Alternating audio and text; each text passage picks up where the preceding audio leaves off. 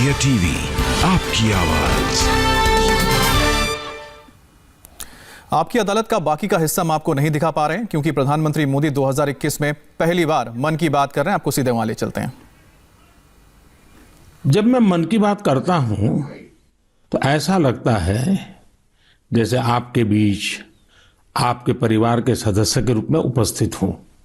हमारी छोटी छोटी बातें जो एक दूसरे को कुछ सिखा जाए, जीवन के खट्टे मीठे अनुभव जो जी भर के जीने की प्रेरणा बन जाए, बस यही तो है मन की बात। आज 2021 की जनवरी का आखिरी दिन है। क्या आप भी मेरी तरह ये सोच रहे हैं कि अभी कुछ ही दिन पहले तो 2021 शुरू हुआ था? लगता ही नहीं कि जनवरी का पूरा महीना बीत गया है। समय की गति इसी को तो कहते हैं। कुछ दिन पहले की ही तो बात लगती है जब हम एक दूसरे को शुभकामनाएं दे रहे थे। फिर हमने लोहड़ी मनाई, मकर संक्रांति मनाई, पोंगल, बिहू मनाया। देश के अलग अलग हिस्सों में त्योहारों की धूम रही। 23 जनवरी को हमने नेताजी सुभाष चंद्र बोस के जन्मदिन को पराक्रम दिवस के तौर पर मनाया और 26 जनवरी को गणतंत्र दिवस की शानदार परेड भी देखी। राष्ट्रपति जी द्वारा संसद के संयुक्त सत्र को संबोधन के बाद बजट सत्र भी शुरू हो गया है। इन सभी के बीच एक और कार्य हुआ जिसका हम सभी को बहुत इंतजार रहता है। ये है पद्म पुरस्कारों की घोषणा। राष्ट्र ने असाधारण कार्य कर रहे लोगों को उनकी उपलब्धियां और मानवता के प्रति उनके योगदान के लिए सम्मानित किया। इस साल भी पुरस्कार पाने वालों में वे लोग शामिल हैं जिन्होंने अलग अलग क्षेत्रों में बेहतरीन काम किया है। अपने कामों से किसी का जीवन बदला है, देश को आगे बढ़ाया है। यानी जमीनी स्तर पर काम करने वाले अनसंग हीरोज को पद्म सम्मान देने की जो परंपरा देश ने कुछ वर्ष पहले शुरू की थी, वो इस बार भी कायम रखी गई है। मेरा आप सभी से आग्रह है कि इन लोगों के बारे में, उनके योगदान के बारे में जरूर जानें। परिवार में उनके बारे में चर्चा करें। देखिएगा सबको इससे कितनी प्रेरणा मिलती है। इस महीने क्रिकेट पिच से भी बहुत अच्छी खबर मिली। हमारी क्रिकेट टीम ने शुरुआती दिक्कतों के बाद शानदार वापसी करते हुए ऑस्ट्रेलिया में सीरीज जीती। हमारे खिलाड़ियों का हार्डवर्क और टीम वर्क प्रेरित करने वाला है। इन सब के बीच दिल्ली में 26 जनवरी को तिरंगा का अपमान देख देश बहुत दुखी भी हुआ। हमें आने वाले समय को नई आशा और नवीनता से भरना है। हमने पिछले साल असाधारण संयम और साहस का परिचय दिया। इस साल भी हमें कड़ी मेहनत करके अपने संकल्पों को सिद्ध करना है। अपने देश को और तेज गति से आगे ले जाना है।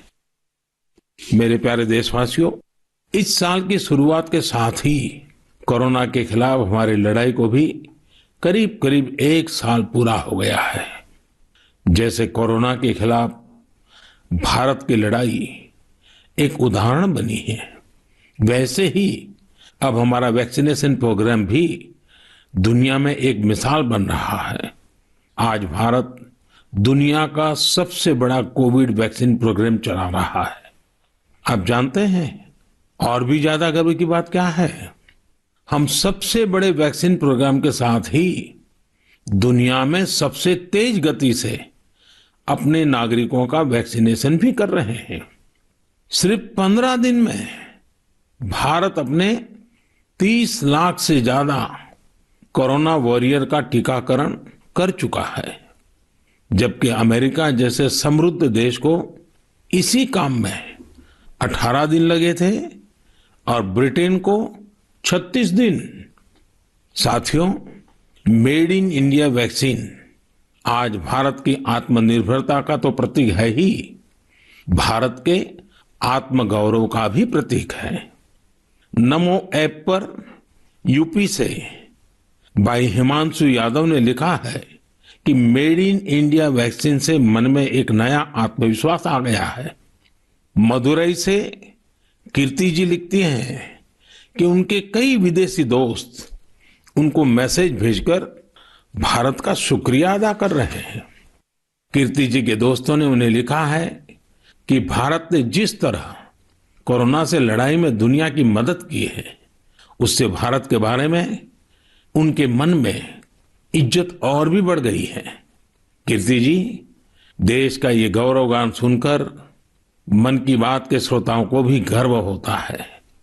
आजकल मुझे भी अलग अलग देशों के राष्ट्रपति और प्रधानमंत्रियों की तरफ से भारत के लिए ऐसे ही संदेश मिलते हैं।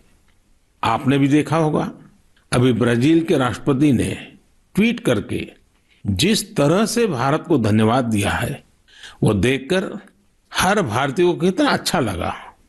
हजारों किलोमीटर दूर दुनिया के दूर सुदूर कोने के निवासियों को रामायण के उस प्रसंग की इतनी गहरी जानकारी है, उनके मन पर गहरा प्रभाव है। ये हमारी संस्कृति की विशेषता है। साथियों, इस वैक्सीनेशन कार्यक्रम में आपने एक और बात पर अवश्य ध्यान दिया होगा।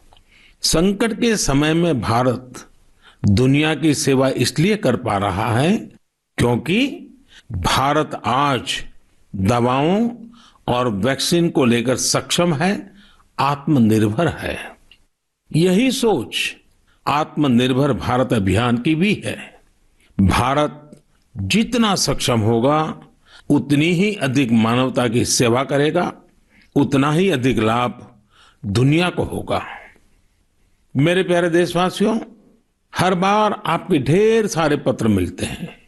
नमो ऐप और माय गॉव पर आपके मैसेजेस, फोन कॉल्स के माध्यम से आपकी बातें जानने का अवसर मिलता है। इन्हीं संदेशों में एक ऐसा भी संदेश है जिसने मेरा ध्यान खींचा। ये संदेश है बहन प्रियंका पांडे जी का। 23 साल की बेटी प्रियंका जी हिंदी साहित्य की विद्यार्थिनी है और बिहार के सिवान में रहती है। प्रियंका जी ने नमो ऐप पर लिखा है कि वो देश के 15 घरेलू पर्यटन स्थलों पर जाने के मेरे सुझाव से बहुत प्रेरित हुई थी। इसलिए 1 जनवरी को वो एक जगह के लिए निकली जो बहुत खास थी। वे जगह थी उनके घर से 15 किलोमीटर दूर देश के पहले राष्ट्रपति डॉक्टर राजेंद्र प्रसाद जी का पैतृक निवास। प्रियंका जी ने बड़ी सुंदर बात लिखी है कि अपने देश की महान विभूतियों को जानने की दिशा में उनका ये पहला कदम था। प्रियंका जी को वहां डॉक्टर राजेंद्र प्रसाद जी द्वारा लिखी गई पुस्तकें मिली, अनेक ऐतिहासिक तस्वीरें मिली। वाकई प्रियंका जी, आपका यह अनुभव दूसरों को भी प्रेरित करेगा। साथियों, इस वर्ष से भारत अपनी आजादी के 75 वर्ष का समारोह अमृत महोत्सव शुरू करने जा रहा है। ऐसे में यह हमारे उन महानायकों से जुड़ी स्थानीय जगहों का पता लगाने का बेहतरीन समय है जिनकी वजह से हमें आजादी मिली। साथियों, हम आजादी के आंदोलन और बिहार की बात कर रहे हैं तो मैं नमो ऐप पर ही की गई एक और टिप्पणी की भी चर्चा करना चाहूंगा। मुंगेर के रहने वाले जयराम विप्लव जी ने मुझे तारापुर शहीद दिवस के बारे में लिखा है। 15 फरवरी 1932 को देशभक्तों की एक टोली के कई वीर नौजवानों की अंग्रेजों ने बड़ी ही निर्ममता से हत्या कर दी थी। उनका एकमात्र अपराध यह था कि वे वंदे मातरम और भारत मां की जय के नारे लगा रहे थे। मैं उन शहीदों को नमन करता हूं और उनके साहस का श्रद्धापूर्वक स्मरण करता हूं। मैं जयराम विप्लव जी को धन्यवाद देना चाहता हूं। वे एक ऐसी घटना को देश के सामने लेकर आए जिस पर उतनी चर्चा नहीं हो पाई जितनी होनी चाहिए थी। मेरे प्यारे देशवासियों, भारत के हर हिस्से में, हर शहर, कस्बे और गांव में आजादी की लड़ाई पूरी ताकत के साथ लड़ी गई थी। भारत भूमि के हर कोने में ऐसे महान सपूतों और वीरांगनाओं ने जन्म लिया, जिन्होंने राष्ट्र के लिए अपना जीवन न्योछावर कर दिया। ऐसे में यह बहुत महत्वपूर्ण है कि हमारे लिए किए गए उनके संघर्षों और उनसे जुड़ी यादों को हम संजोकर रखें और इसके लिए उनके बारे में लिखकर हम अपनी भावी पीढ़ियों के लिए उनकी स्मृतियों को जीवित रख सकते हैं। मैं सभी देशवासियों को और खास करके अपने युवा साथियों को आह्वान करता हूं कि ये देश के स्वतंत्रता सेनानियों के बारे में, आजादी से जुड़ी घटनाओं के बारे में लिखें। अपने इलाके में स्वतंत्रता संग्राम के दौर की वीरता की गाथाओं के बारे में किताबें लिखें। अब जबकि भारत अपनी आजादी के 75 वर्ष मनाएगा, तो आपका लेखन आजादी के नायकों के प्रति उत्तम श्रद्धांजलि होगी। यंग राइटर्स के लिए इंडिया 75 के निमित्त एक इनिशिएटिव शुरू किया जा रहा है। इससे सभी राज्यों और भाषाओं के युवा लेखकों को प्रोत्साहन मिलेगा।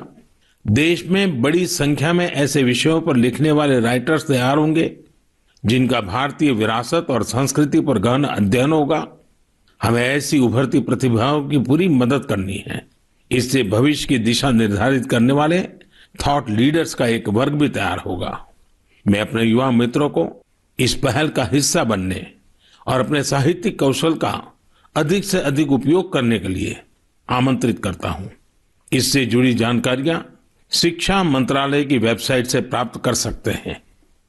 मेरे प्यारे देशवासियों, मन की बात में श्रोताओं को क्या पसंद आता है ये आप ही बेहतर जानते हैं, लेकिन मुझे मन की बात में सबसे अच्छा ये लगता है कि मुझे बहुत कुछ जानने, सीखने और पढ़ने को मिलता है। एक प्रकार से परोक्ष रूप से आप सबसे जुड़ने का अवसर मिलता है। किसी का प्रयास, किसी का जज्बा, किसी का देश के लिए कुछ कर गुजर जाने का जुनून, यह सब मुझे बहुत प्रेरित करते हैं, ऊर्जा से भर देते हैं। हैदराबाद के बोयिनपल्ली में एक स्थानीय सब्जी मंडी किस तरह अपने दायित्व को निभा रही है, ये पढ़कर भी मुझे बहुत अच्छा लगा। हम सब ने देखा है कि सब्जी मंडियां में अनेक वजहों से काफी सब्जी खराब हो जाती है। ये सब्जी इधर उधर फैलती है, गंदगी भी फैलाती है। लेकिन बोयिनपल्ली की सब्जी मंडी ने तय किया कि हर रोज बचने वाली इन सब्जियों को ऐसे ही फेंका नहीं जाएगा। सब्जी मंडी से जुड़े लोगों ने तय किया इससे बिजली बनाई जाएगी। बेकार हुई सब्जियों से बिजली बनाने के बारे में शायद ही आपने कभी सुना हो। यही तो इनोवेशन की ताकत है। आज बोयिनपल्ली की मंडी में पहले जो वेस्ट था, आज उसी से वेल्थ क्रिएट हो रही है। यही तो कचरे से कंचन बनाने की यात्रा है। वहां हर दिन करीब 10 टन वेस्ट निकलता है। इसे एक प्लांट में इकट्ठा कर लिया जाता है। प्लांट के अंदर इस वेस्ट से हर दिन 500 यूनिट बिजली बनती है और करीब 30 किलो बायोफ्यूल भी बनता है। इस बिजली से ही सब्जी मंडी में रोशनी होती है और जो बायोफ्यूल बनता है उससे मंडी की कैंटीन में खाना बनाया जाता है ना कमाल का प्रयास। ऐसा ही एक कमाल हरियाणा के पंचकुला की बड़ौद ग्राम पंचायत ने भी करके दिखाया है। इस पंचायत के क्षेत्र में पानी की निकासी की समस्या थी। इस वजह से गंदा पानी इधर उधर फैल रहा था, बीमारी फैलाता था। लेकिन बड़ौद के लोगों ने तय किया इस वाटर वेस्ट से भी वेल्थ क्रिएट करेंगे। ग्राम पंचायत ने पूरे गांव से आने वाले गंदे पानी को एक जगह इकट्ठा करके फिल्टर करना शुरू किया और फिल्टर किया हुआ ये पानी अब गांव के किसान खेतों में सिंचाई के लिए इस्तेमाल कर रहे हैं। यानी प्रदूषण, गंदगी और बीमारियों से छुटकारा भी और खेतों में सिंचाई भी। साथियों, पर्यावरण की रक्षा से कैसे आमदनी के रास्ते भी खुलते हैं, इसका एक उदाहरण अरुणाचल प्रदेश के तवांग में भी देखने को मिला। अरुणाचल प्रदेश के इस पहाड़ी इलाके में सदियों से मोन शुगु नाम का एक पेपर बनाया जाता है। ये कागज यहाँ के स्थानीय शुगु शेंग नाम के एक पौधे की छाल से बनाते हैं। इसलिए इस कागज को बनाने के लिए पेड़ों को नहीं काटना पड़ता है। इसके अलावा इसे बनाने में किसी केमिकल का इस्तेमाल भी नहीं होता है। यानी ये कागज पर्यावरण के लिए भी सुरक्षित है और स्वास्थ्य के लिए भी। एक वो भी समय था जब इस कागज का निर्यात होता था, लेकिन जब आधुनिक तकनीक से बड़ी मात्रा में कागज बनने लगे तो ये स्थानीय कला बंद होने की कगार पर पहुंच गई। अब एक स्थानीय सामाजिक कार्यकर्ता नोम्बू ने इस कला को पुनर्जीवित करने का प्रयास किया है। इससे यहाँ के आदिवासी भाई बहनों को रोजगार भी मिल रहा है। मैंने एक और खबर केरल की देखी है जो हम सभी को अपने दायित्वों का एहसास कराती है। केरल के कोट्टयम में एक दिव्यांग बुजुर्ग हैं, एनएस राजप्पन साहब। राजप्पन जी पैरालिसिस के कारण चलने में असमर्थ हैं, लेकिन इससे स्वच्छता के प्रति उनके समर्पण में कोई कमी नहीं आई है। वो पिछले कई सालों से नाव से वेम्बनाड झील में जाते हैं और झील में फेंकी गई प्लास्टिक की बोतलें बाहर निकाल करके ले आते हैं। सोचिए, राजप्पन जी की सोच कितनी ऊंची है। हमें भी राजप्पन जी से प्रेरणा लेकर स्वच्छता के लिए जहां संभव हो अपना योगदान देना चाहिए। मेरे प्यारे देशवासियों, कुछ दिन पहले आपने देखा होगा अमेरिका के सैन फ्रांसिस्को से बंगलुरु के लिए एक नॉन स्टॉप फ्लाइट की कमान भारत की 4 विमेन पायलट्स ने संभाली। 10,000 किलोमीटर से भी ज्यादा लंबा सफर तय करके ये फ्लाइट 225 से अधिक यात्रियों को भारत लेकर आई। आपने इस बार 26 जनवरी की परेड में भी गौर किया होगा, जहां भारतीय वायुसेना की 2 विमेन ऑफिसर्स ने नया इतिहास रच दिया है। क्षेत्र कोई भी हो, देश की महिलाओं की भागीदारी लगातार बढ़ रही है। लेकिन अक्सर हम देखते हैं कि देश के गांवों में हो रहे इसी तरह के बदलाव की उतनी चर्चा नहीं हो पाती। इसलिए जब मैंने एक खबर मध्य प्रदेश के जबलपुर की देखी तो मुझे लगा कि इसका जिक्र तो मुझे मन की बात में जरूर करना चाहिए। ये खबर बहुत प्रेरणा देने वाली है। जबलपुर के चिचगांव में कुछ आदिवासी महिलाएं एक राइस मिल में दिहाड़ी पर काम करती थी।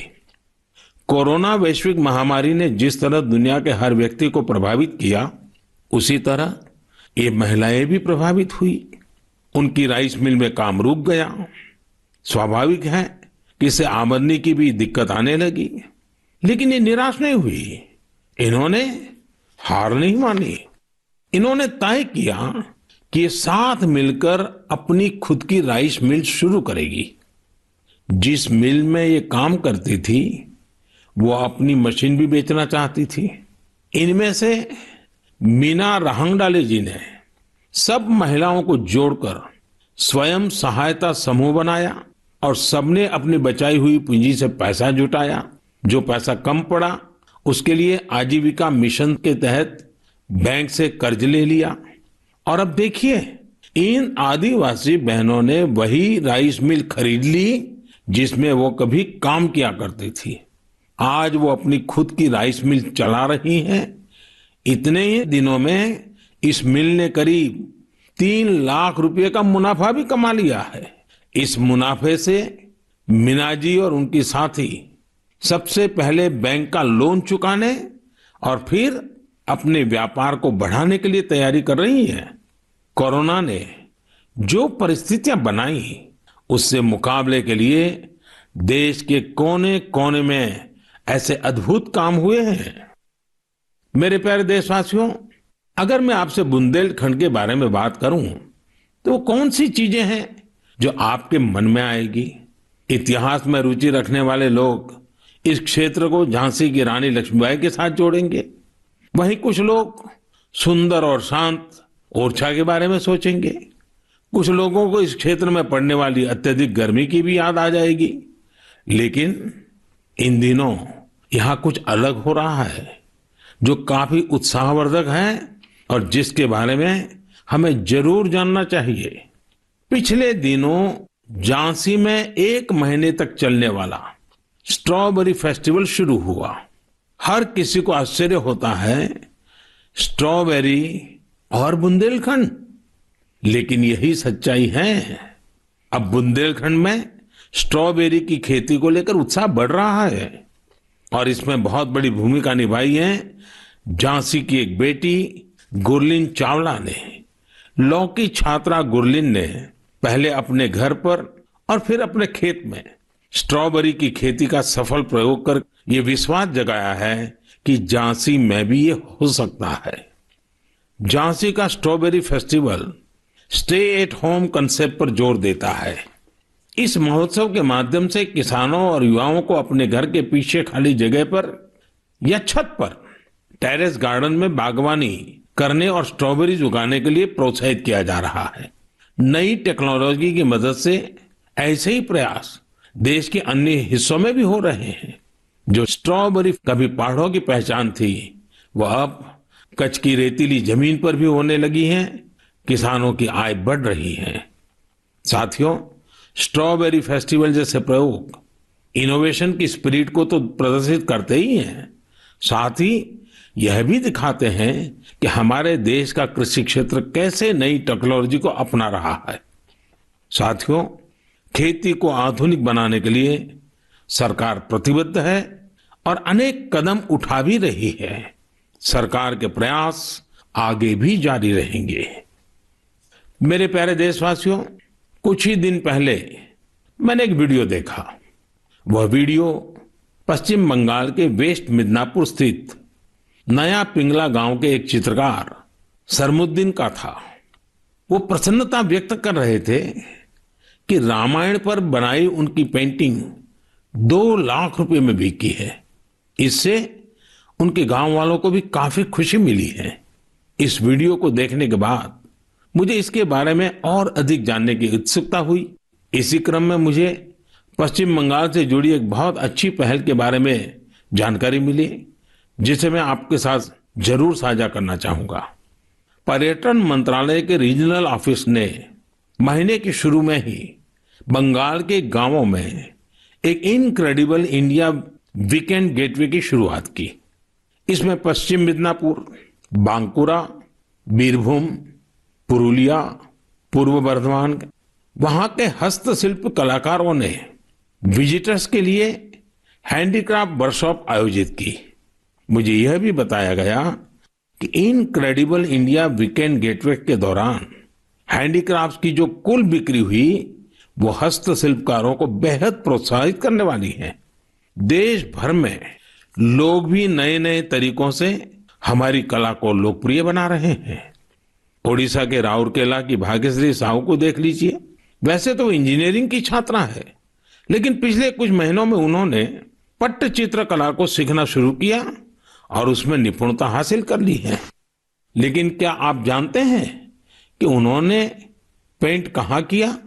सॉफ्ट स्टोन्स पर। कॉलेज जाने के रास्ते में भाग्यश्री को ये सॉफ्ट स्टोन मिले। उन्होंने इन्हें एकत्र किया और साफ किया।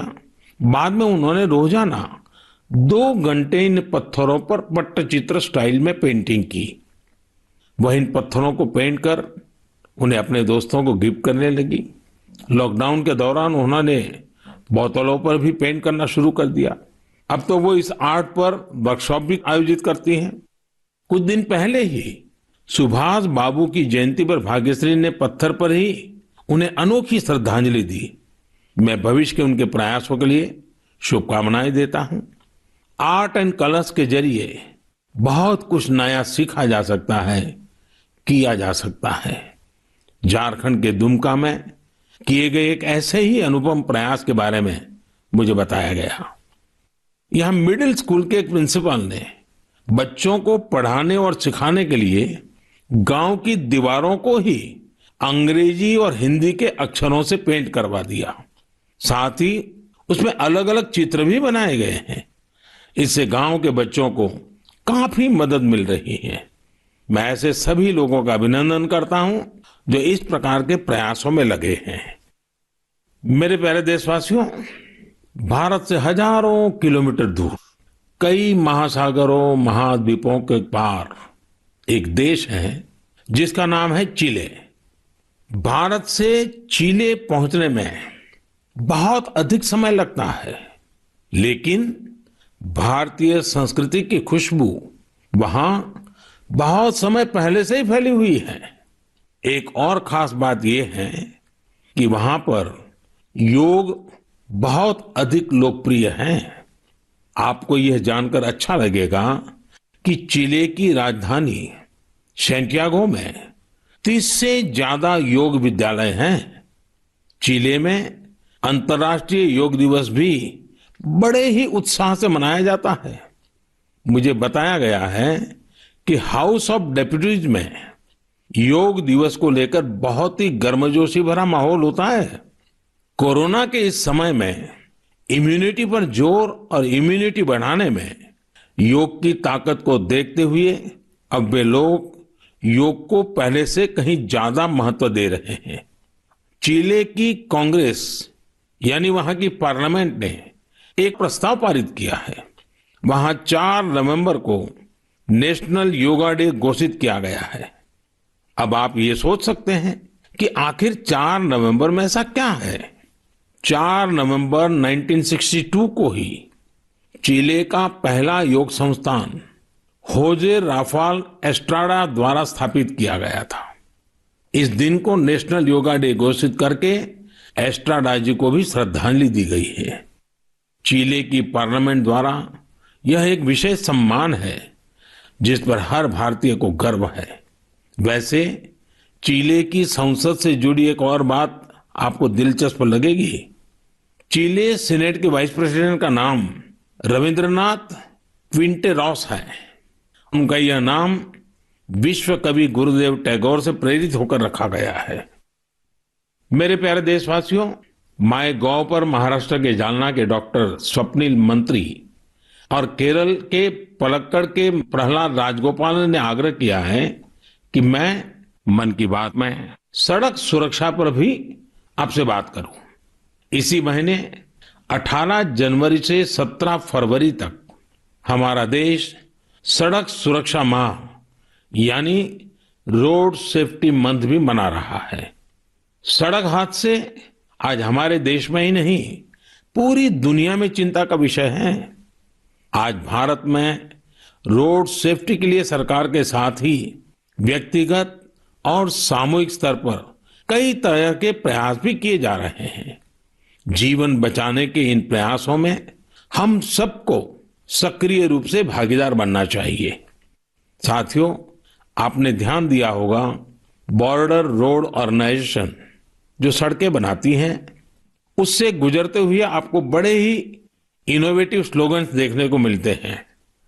This is highway not runway, या फिर be mister late than late mister. ये स्लोगन्स सड़क पर सावधानी बरतने को लेकर लोगों को जागरूक करने में काफी प्रभावी होते हैं।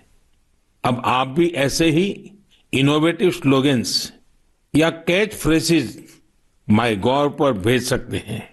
आपके अच्छे स्लोगन्स भी इस अभियान में उपयोग किए जाएंगे।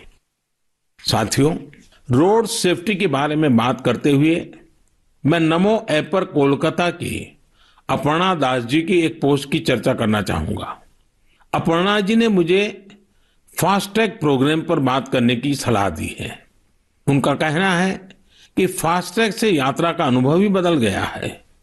इससे समय की तो बचत होती ही है, टोल प्लाजा पर रुकने, कैश पेमेंट की चिंता करने जैसी दिक्कतें भी खत्म हो गई हैं। अपर्णा जी की बात सही भी है। पहले हमारे यहाँ टोल प्लाजा पर एक गाड़ी को औसतन 7 से 8 मिनट लग जाते थे, लेकिन फास्टैग आने के बाद ये समय औसतन सिर्फ 1.5-2 मिनट रह गया है। टोल प्लाजा पर वेटिंग टाइम में कमी आने से गाड़ी के ईंधन की बचत भी हो रही है। इससे देशवासियों के करीब 21,000 करोड़ रुपए बचने का अनुमान है, यानी पैसे की भी बचत और समय की भी बचत। मेरा आप सभी से आग्रह है कि सभी दिशा निर्देशों का पालन करते हुए अपना भी ध्यान रखें और दूसरों का जीवन भी बचाएं।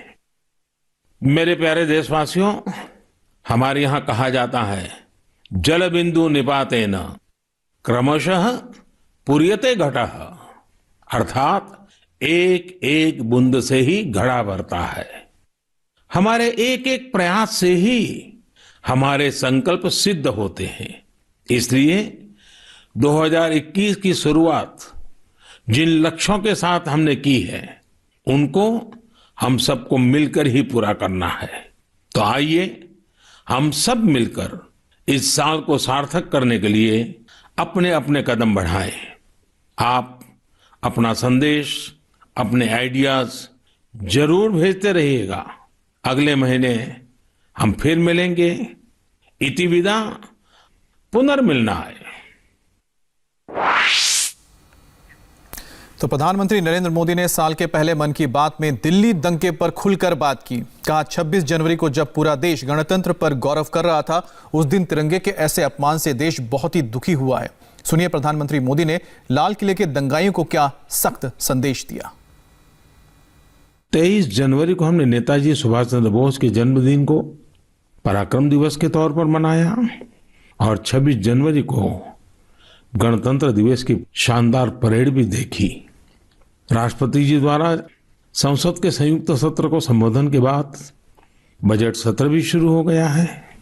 इन सभी के बीच दिल्ली में 26 जनवरी को तिरंगा का अपमान देख देश बहुत दुखी भी हुआ। हमें आने वाले समय को नई आशा और नवीनता से भरना है। हमने पिछले साल असाधारण संयम और साहस का परिचय दिया। इस साल भी हमें कड़ी मेहनत करके अपने संकल्पों को सिद्ध करना है। अपने देश को और तेज गति से आगे ले जाना है।